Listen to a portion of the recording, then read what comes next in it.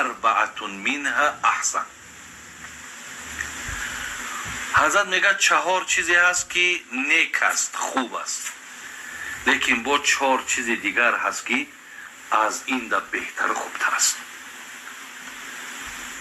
آیا در مثال زدنش ما میفهمیم.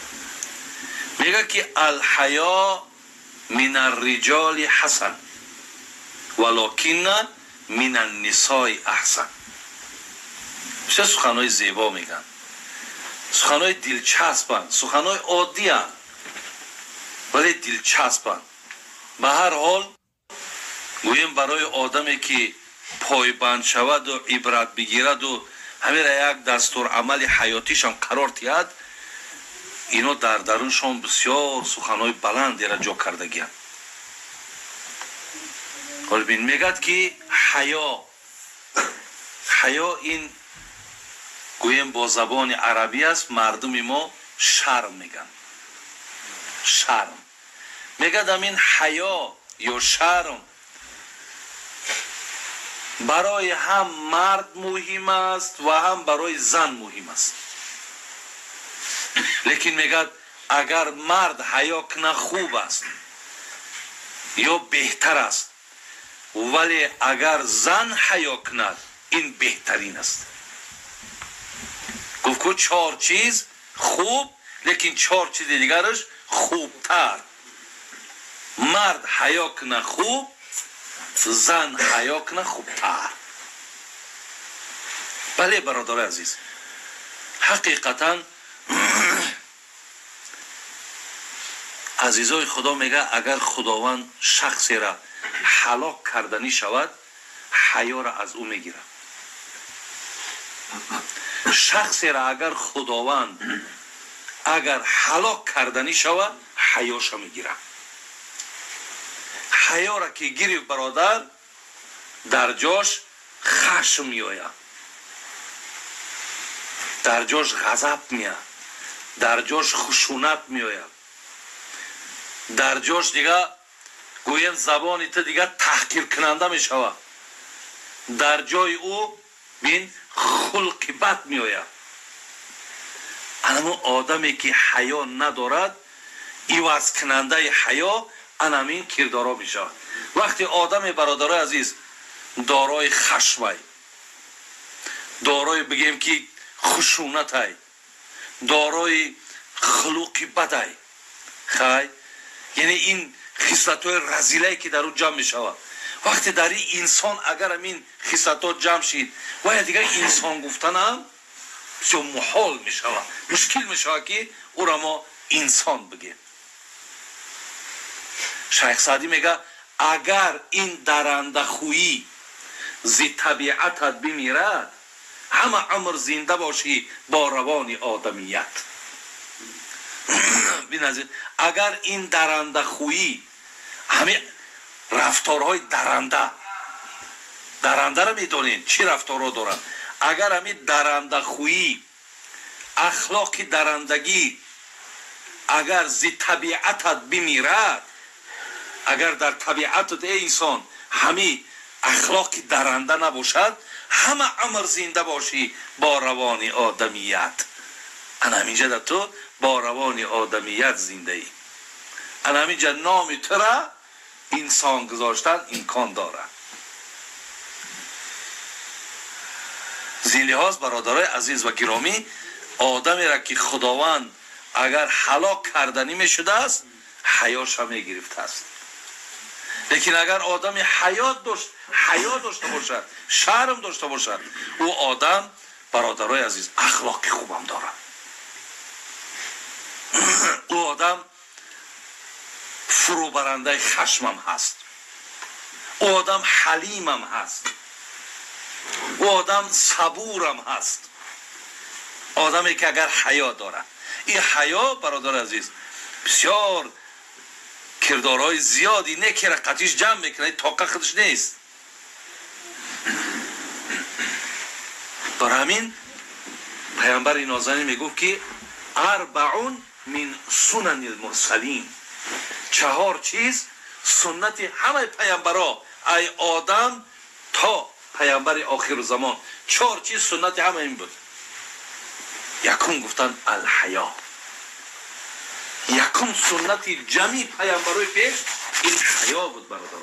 همه پیامبرا دارای حیا بودن. حتی پیامبر نازنین مونه عایشه مادرمون میگه من العذراء فی خدرها، میدونین میگه محمد چقدر حیا داشت. حیای محمد میگه مثل همین بود. عروسی در تگ چادر، عروسی تگ چادر چگونه میگه حیا داشت، انا همون مقدار بگه محمد انا خیلی حیا داشت. زین لحاظ برادرای عزیز وقتی ما دعوای پیروی از پیامبر میکنیم ما باید زن و مرد با حیا باشن و باید ما حیا را انتخاب کنیم. بایزید بستامی از سخن زیبا دارد، میگه که گفتن حضرت همین معنای حیا چیه؟ حیا یعنی چی؟ شرم یعنی چی؟ گفتن که همه دادگی الله مهربان پیش نظرت بیار. خدا به تو چی داده؟ نعمتاش بیار. این یک تو در نعمت چی در پیش من خدا عیده با به قدرشون کنن در پیش آدم. یک داملا داشتیم و دوی میگو خدا همین نانا به قدر کنن، این به قدر شمیده که پرش کنن زیادش کنن.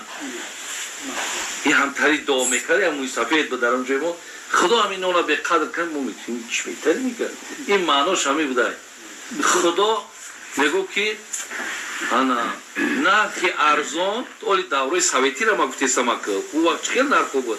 نرخی ارزان آبی روان، هم نرخ ارزان بود او سگ نمیخوردش بگه ما که گفتیم مردم همون که دعا میکن اولی به قدری آب هم رسیدستیم به قدری نرخ هم رسیدستیم. برای او دوی میگو که خدا همین نان در پیش آدم به قدر کنه. لیکن حضرت بایزید بستامی چی گو که همه نعمت خدا را پیش رود بیار. چی داده یاد؟ آیت میگه و این تعود نعمت الله لا تحصوها، همین قد دادمت که عددش که نمیتونی. این تا بگوی ما اکاز حساب کنم در بین یک روز دو روز همه شب بود بکنم نمیتونی برادر عزیز. برای همین میگن نعمت ها را همه را پیش رود بیار. آوردی؟ گفت آوردم. انا که گفت تقصیری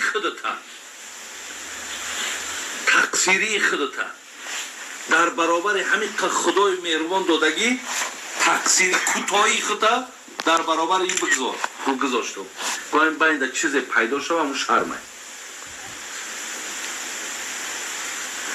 یعنی یک آدم برادر عزیز همین خدمت میکنه و لیکن اگر خودت همه بینی لایق همون خدمت نداری، همین باید شرم نیست. همین باید یک چیزا که پیدا میشه کن میگو که ما حیران ما با عرض این قدر نیستم.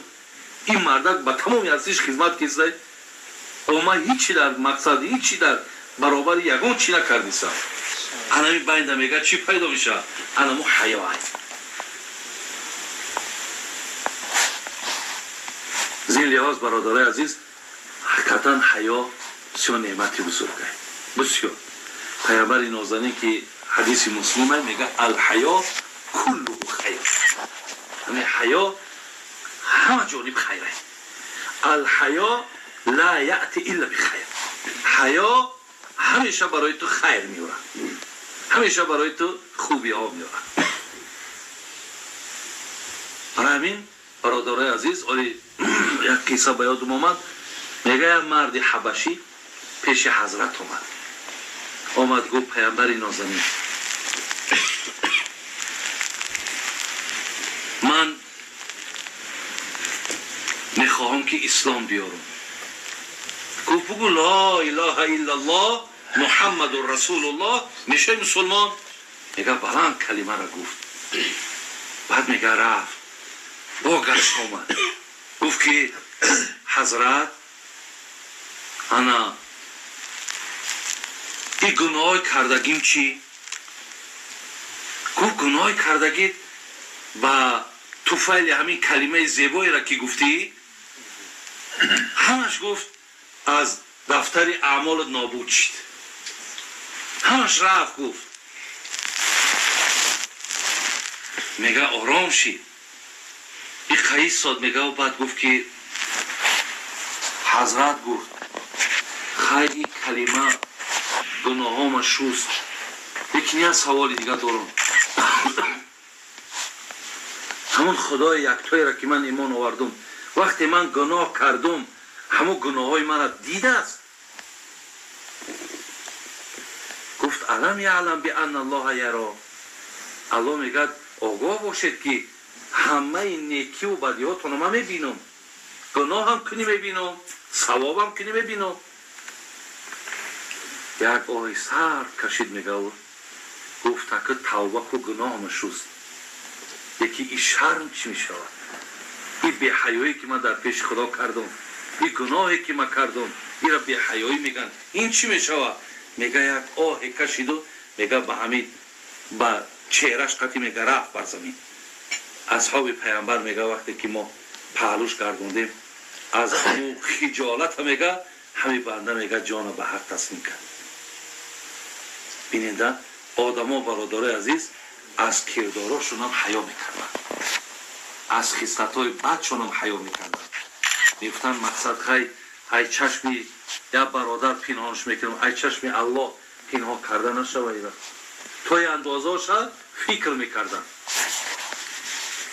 پس برادر عزیز حیا برای مرد خوب باشد، برای زن با بهترین است. زیرا برادر عزیز شما بینید که میگه عزیزای خدا، حتی آیت قرآن میگه نساءکم حرث لکم. زن ضمیر زمینه، زن ضمیر زمینه. چرا که ما همین در انتخاب زمین بسیار کفتکو میکنیم، زمینی خوب میگیریم، همین زنک میگه ضمیر زمینه. اگر زمینی خوب بیا حاصلی خوبه، اگر زمینی ناخوب بیا حاصلی ناخوبه. شیخ سعدی میگفت باران که در لطافت طبعش خلاف نیست، در باغ لاله روید و در شوربون خس. باران یک آب رحمته، یکی در زمین شوره بزنه خس میبراید، یکی در زمین خوب بزنه لاله میبراید. زی لحاظ اگر خواهرای ما مادرای ما با حیا باشن، با حیا باشن، حقیقتا حیا برادر عزیز یک بگیم یک خصلتی همین مردم تاجیک ما هست. ما هم اکو قدر جوانی بد هم نیستیم، پیشتره را یاد داریم که بی نهایت مادرامون با حیا بودن، به خدا خواهرامون با حیا بودن، بی حیا نبودن. حتی همون در دوره های شوروی هم زنگیری کاری آسان بود، زن یافتن کاری آسان بود. بسیار یک تربیه های خوب هم بود. برای همین وقتی که ما در ابتدا گفتیم که حیا به خودش خصلت های زشت اگر جمع کنه، تصور کنید که اگر خواهر من مادر من به حیا باشه، پس او سرایت در فرزندش هم میکنه، تاثیرش در فرزند هم میگذاره. اگر در خانه مادر به حیا باشه، خانه‌دار نظامش تماما دیگرگون میکنه.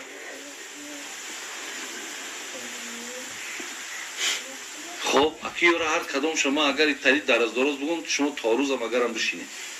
برای همین ما مختصر بگذارم. دویم حضرت گفتن که والعدل من کل احد حسن ولكن من الامراء احسن. عدل برادر عزیز، عدل گفته راستی را میگن، عدل گفته برابری را میگن، عدل در مقابلش ظلم ایستادگی، یعنی عدل داره. میگه عدل هر یک نفر باید عدل داشته باشد.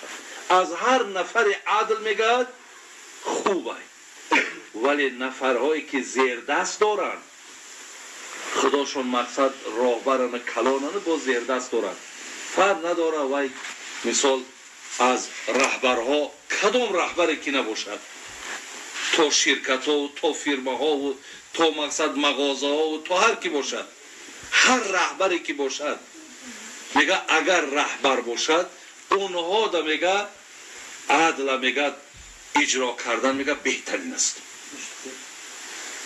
این بهترین است برادر عزیز. زین لحاظ عدل هم گفتیم که خداوند در قرآن هم ان الله یأمرکم بالعدل، خدا میگه من امر کردم شما را که شما با عدل باشید، یعنی عدالت داشته باشید. ولی در حدیث ها آمدگی است که هرگاهی که مردی که برای او دو زن باشه، دو زن داره، فلم یعدل بینهما، یکی در بین همین دو زن عدالت نمیکنه، میگه یأتی یوم القیامت و شقه ساکت، روز قیامت اینا با یک طرفی شق شده بلند می شود. ما همین روزا اگر بعضی ها را بگم که صدقه هم زن دیگه کنه حق هم دارم. به خاطر برادرای عزیز به همین تلفن ها والله همین گریه خواهرها را میبینی که ما را مقصد زن دویم کردن، هفته ها سراغ ما نمیکنن، برای زندگیم ویران میشود. گفته خب کن، خی همین که بود مقصد، گفتی همین مردم همین قهینر داشتی، چی مثال اینقدر آفت و مشکلات بالای مثال دخترای مردم میاری، همین هینه را که نداری، همین غیرت را که نداری، چی در کار همین کار کردن؟ خدای مهربان در قرآن گفتگی است فَإِنْ خِفْتُمْ أَلَّا تَعْدِلُوا فَوَاحِدَةً، شما اگر از عهده عدالت برآمدن نتونین به یک تش کفایت کنین، به یک تش کفایت کن، زیرا عدل در همین راستا هم مهمه برادر عزیز. زن دویم شید یا زن سیم شید معنی را ندارد که مقصد این باید که یگان حق و حقوق نداره، نه. برای همین این مسئله جدیه برادر عزیز. اما توی موزالی هیچ نکای دیم کاغی نیستم، برای میدونم که این کار خاتمه خوب نداره. این کمش میگه یا زن گرفتیم چی گپای زنی دیم، نه ما میگم من نمیرم، ما کرده نمیرم هیچ وقت، برای که همین دو زنها دیلم خنک شده میدونم شما بسیار رشده مقصد ممکن باشد در بینشان آدمایی که عدل کنن، اما استثناء هم هست، ولی گپ در سر بسیاری که من روی تلفن میگم که وقتی که همونها ما را بخدا زاره میکنن که مقصد در محفل معرکه بگو بابا جی در همین بابت گپ زد که همه آدما به حد حق ما را پایمال میکنن. اجای بیدا میگه زن میگیره بعد میگه شرط های ما همیه تماما تلفن نمیکنی، خواهی انا تا خودم تلفن نکنم، دیم همی که من شوی روزتم شوی شو نیستم، بیچاره را 5-6 شرط میمونه، بسیار با فیل دیگه همه ماندگی متهم محتاج دیگه باید خیلی میگه میلش آخی شریعت اگر تو پیروی شریعت کنی شریعت شرطاش کیها ماندگیه، با تو ای کجا مثال ای پیش خیلی تری شرطا میمونی، همین میبینی نمیشوه چی در کار همین کار کردن. الله را بخیرش آگاه کسای نمیتونی از عهدش نمیبروی همین اعتقاد کفایت کن. حدیث بخاری هم داره، پیامبر نازنین گفته است که فاتقوا الله واعدلوا بین اولادکم، بین اول از خدا بترسید در بین فرزنداتون هم عدالت کنید. خیلی نمیشد که در یک فرزند نگاه خوب دوستداری بسیار دیگریش تا تماما اهمیت نیست. بیشتر همین چیزا برادر از روی مال دنیا می شود. همونش که 4 تنگک داره یک سنی خدم رفتگی بچه جان مای اویش که بیچاره خیریش کش کمتره که البته یا که یکان درآمدک نداره روش دیگه خیر که اختیارت بچه میستی همیجا میره یکان جا ایش کاری تو گفته انمی عدالت ای بین رفته نه برادرم.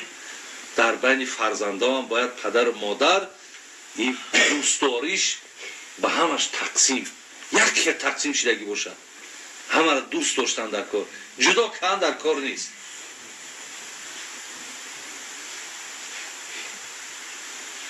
عدالت برادر عزیز دیدیم که از هممون باید عدالت داشته باشیم. هر نفر ما در همه کار باید ما راستی را عدالت را، لیکن کسی که باز زیر دست داره برای اونا میگه مهمتره که عدالت داشته باشه. عدالت را باید که اجرا کنه. ولی یک قصه بسیار مشهور دوره حضرت عمر ده همون یکی از شهرهای در ملک شام غساسانه گفتگی ملک شام در ملک شام یکی از گویم همون آخران پادشاهی که در همون زمانی میلادی قطعی میگن 632 638 همگی 6 سال نفری به نام جبلته ابن ایهم همین آدم میگه اصلا در اونجا نصرانی ها بودن. این آدم نصرانی بود خودش. همین آدم در همونجا میگه پادشاهی میکرد. عهد حضرت عمر ده میگه خدا در دلش یک در آورد و او میرم اسلام میارم. همین آدم بعدا میگه وقتی که آمد به مدینه حضرت عمر میگه بسیار استقبال زیباش گرفت. بسیار استقبال زیباش گرفت. این مردک پادشاه کلمه را عرضه کرد اسلام آورد.